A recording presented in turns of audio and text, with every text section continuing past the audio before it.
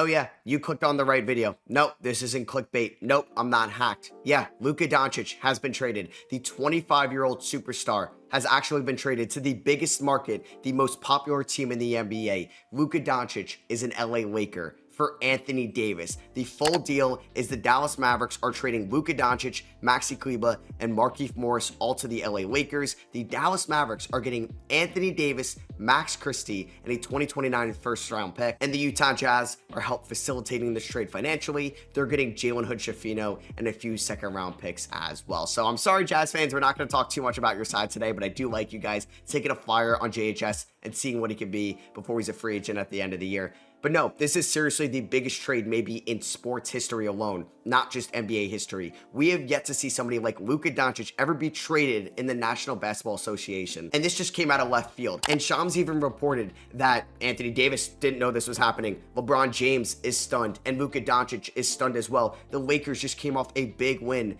without Anthony Davis against the New York Knicks in Madison Square Garden. The Lakers have been a top 6 seed in the Western Conference, even with their defensive deficiencies all year long. Like I said, Luka is 25 years old. Is he even in his prime yet? I don't know, but he's got 5 All-Star appearances in a row. He's got 5 All-NBA first teams in a row. Obviously, he won that 2019 Rookie of the Year award. He won the scoring title last year, averaging 33.9 points, and he's basically been almost somebody that's averaging a triple-double throughout his whole career. He led the Dallas Mavericks to the Western Conference Finals in 2022. He led them to the NBA Finals in 2024 as the best player, as a 25-year-old, and he's not a Dallas Maverick anymore. He's a Los Angeles Laker, and that's what I can't even wrap my head around. It's not just Luka Doncic is not a Maverick anymore. He's on the biggest market in the NBA. You know how you're on Twitter, or maybe you're friends with a Lakers fan, or it's your younger cousin or somebody like that. They're showing you these LA Lakers photoshops, and it's maybe Jokic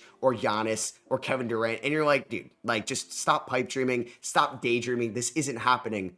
Well, this is literally a Photoshop that was never going to happen, and it is. Luka Doncic is an LA Laker.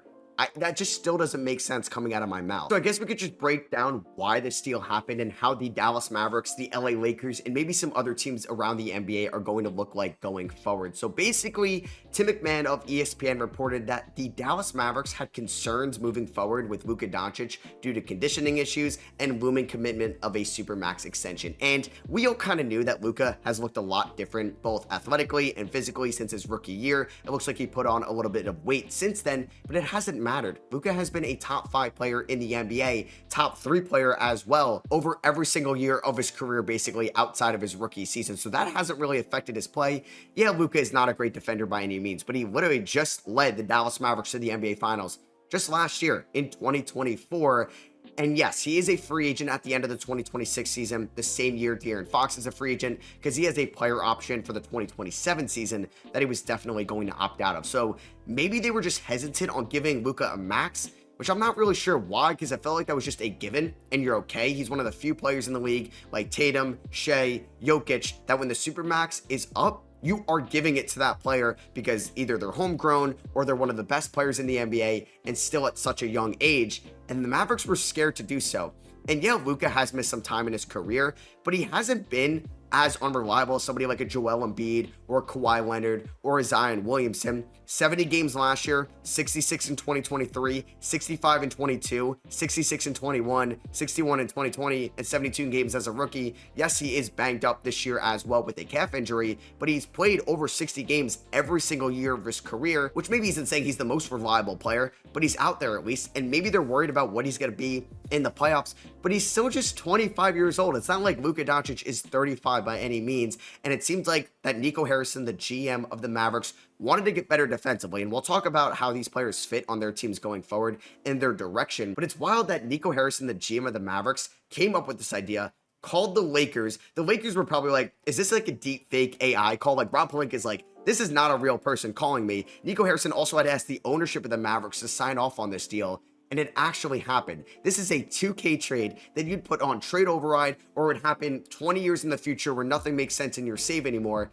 and it actually happened in real life. This feels like it's the biggest trade in NBA history, bigger than the Paul George trade, Anthony Davis, the Kevin Durant trade, James Harden, Kawhi Leonard. This is the biggest trade in NBA history, and it didn't involve 8 first-round picks. It's basically Luka Doncic for Anthony Davis, but the Mavericks obviously get Max Christie and a future first-round pick down the line. So before we go back to what the Mavericks are doing going forward, Luka Doncic is a Laker, and yes, LeBron James is nearing the end of his career, but you got one of the younger head coaches in the NBA in JJ Redick that you knew was going to lead this team post LeBron James and into that new era of LA Lakers basketball. And now you have one of JJ Redick's former teammates in the final year of his career, Luka Doncic, leading the show. This future looks so much more bright for the LA Lakers with Luka Doncic here because AD is 31 years old. He's kind of getting up there in age and could he even be a number one option? Now the Lakers have a ton of financial flexibility when LeBron James eventually retires that they can go out and get a big name in free agency like they've done in the past. And they can pair up that star who probably wants to play with Luka Doncic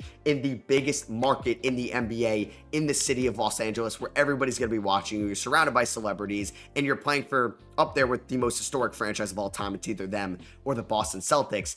And going forward, like, it's basically Dalton Connect under contract. Reeves has a player option in 2 years from now, but Hashimura is up next year. Finney Smith is going to be up as well. And this team is going to have financial flexibility going forward once and even after they give Luka Doncic that supermax contract. So you're looking at the big name free agents in 2026, 7, 8. Those are definitely going to be on the Lakers' radar, and they're going to own their 2030 first-round picks and beyond. So as long as they get there without having to lose maybe a top pick, which I don't think is going to happen anymore because now your floor has just been raised a ton with Luka Doncic on your team, they are going to be fine going forward with not having as much draft capital after this deal. And I think a big brain thing here about the LA Lakers, I don't think this makes them a title contender this year. They're still a bottom 10 team defensively, and now they don't have their best defensive player and one of their only good defensive players in Anthony Davis. They don't have a center right now. It's Jackson Hayes and it's an injured Christian Wood. You're playing Jared Vanderbilt there. LeBron is going to play center, okay, maybe Dorian Finney-Smith. So this team really lacks a ton of defense.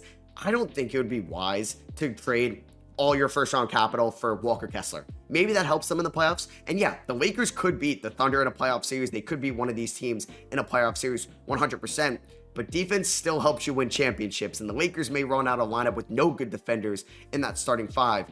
I honestly think, as crazy as it sounds, and it doesn't sound crazy anymore because Luka Doncic is an LA Laker, could the Lakers finally trade LeBron James? I don't think we're seeing this ever as high of a percentage than it is right now. The Cleveland Cavaliers could get to the financial money for Jimmy Butler by trading Isaac Okoro and Dean Wade. They could have traded that for Jimmy Butler 4-for-1, and you can also get Alec Burks in that deal. They can now offer that trade for LeBron James. LeBron James is making the same amount of money as Jimmy Butler. So if the Lakers, who don't think they can win a title this year, they know their next franchise star is Luka Doncic, they're looking beyond the year 2025, and they could trade LeBron to Cleveland, his hometown team where he's won a title in the past, and you put LeBron on the Cavs with Darius Garland, Donovan Mitchell, LeBron at the 3, Mobley at the 4, Jared Allen at the 5, in a weaker Eastern Conference. They could definitely win the 2025 NBA Finals, and LeBron can go off on a high note. Bronny James could be in that trade as well. Or does he get traded to the Golden State Warriors? We know that the Warriors could go after Jimmy Butler, offering Andrew Wiggins, Kevon Mooney, Gary Payton, and maybe somebody like Kyle Anderson.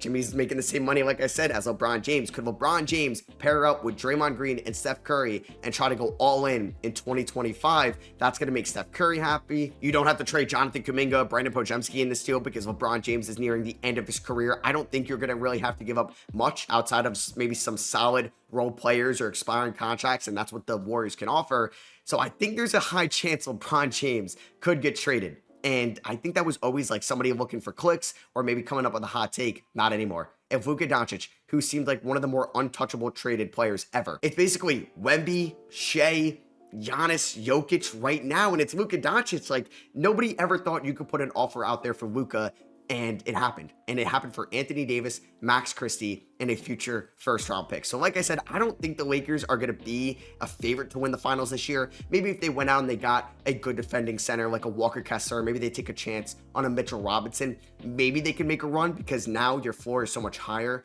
with Luka and LeBron running the show. Who's going to play off ball for you right now? I think it would be LeBron, but obviously Luka's dealt with that calf injury this year, so he's going to have to come back fully healthy and get ramped up for this team.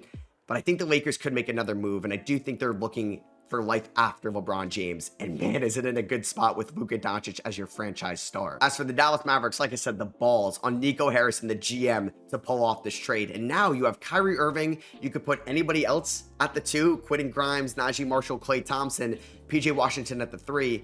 I think they're going to go with Anthony Davis at the 4. We know that Anthony Davis wanted to play with a good center in LA. Well, he's going to play with some good big men in Dallas. Daniel Gafford, the landlord, has looked great defensively, even with Derek Lively out. So could they look to still move Daniel Gafford or Derek Lively? It's a possibility. They're looking to, like, if they were okay moving Luka Doncic, they'd be okay moving anybody else on this team. I even thought there was like a big brain move. Maybe they try to pair up the Luka Doncic timeline a little bit better with De'Aaron Fox, and it's like a Kyrie Irving for De'Aaron Fox deal. No, they said we're going all in right now with Kyrie Irving and Anthony Davis, a 32 and a 31-year-old. Clay isn't getting any younger either. I still think this Mavericks team is good. And even with Anthony Davis, like, they don't really lose much here because they get a lot better defensively. Yeah, they're going to lose a little bit of offensive creation, but Kyrie Irving has been playing like a borderline all-star talent this year and has not shown any signs of regression. This Mavericks team can win it all this year.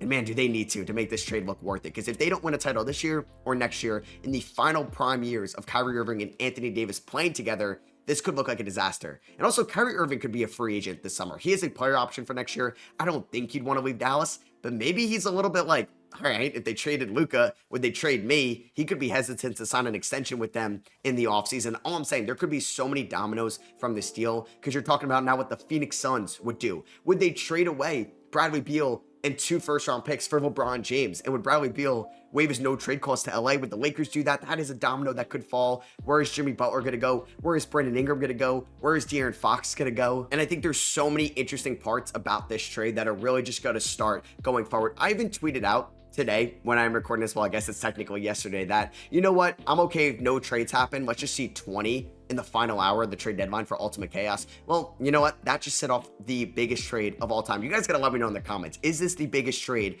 of all time? And Mavericks fans, Lakers fans, I'd love to know what you guys think down below as well, because for the Lakers, I don't think they're done. They either have to add around Luka and LeBron in LA, or they have to pivot in the direction of trading LeBron and looking into post-life of LeBron and AD and into the new Luka Doncic era. How do the Lakers just manage to get the greatest players of all time? Shaq, Kareem, Kobe, Magic Johnson, LeBron James, Anthony Davis, maybe not the greatest of all time, but still elite, and now Luka Doncic, man. 25-year-old with his resume, one of the best resumes ever for a 25-year-old, and he's going to be maybe a Laker for the next 10 plus years, and maybe this is going to be the last team of Luka Doncic's career, because I know the Lakers are giving him the super max, and I honestly think the Dallas Mavericks, they got to make another move as well, because they're all in right now with Anthony Davis and Kyrie Irving. They can't afford to be passive at the deadline. I think there could be either a Derek Lively or Daniel Gafford trade. I think there could be a Klay Thompson trade. Maxi Kleba is now gone to the Lakers, so they now have to find that money somewhere else. That could be Klay Thompson, who could be in a trade. Klay doesn't have a no-trade clause, so they could easily trade Klay as well. And there's just going to be so many dominoes here. And this, I think, automatically makes the 2025 trade deadline goated. It really does. There could not be one more move. There could be 0 moves traded now between what just happened with Luka and the deadline on Thursday. And I think this is a goated deadline, because we just saw a trade that maybe would happen in the offseason. Or maybe Luka would have to have so many first-round exits in a row with Dallas for them just to blow it up. And they traded him when he had 2 more years left on his deal, including this year. He's 25 years old, the Supermax, which now he's not going to get from the Lakers, but he could sign a 3-year extension with them in the offseason. And then after 2029, he can get the Supermax because he'll be a 10-year veteran from the Lakers. So let me know what your guys' thoughts of this trade in the comments below. Hit that subscribe button if you guys are not, because I'll be live streaming the trade deadline on Thursday, and this could be the biggest trade deadline of all time, because nobody was talking about an AD trade. Nobody was talking about a Luka trade, and everybody was talking about Fox, Ingram, Jimmy, and a bunch of other guys, which could still happen on top of the biggest trade in not only NBA history, but sports history. Let me know if I'm just exaggerating here or this is actually true. I just want to know all your guys' thoughts down below. Please let me know. Drop a thumbs up if you guys did enjoy the video. And I'm going to get maybe some sleep. I don't know. I may be up all night, because this trade, like I said, may be actually the greatest one in sports history.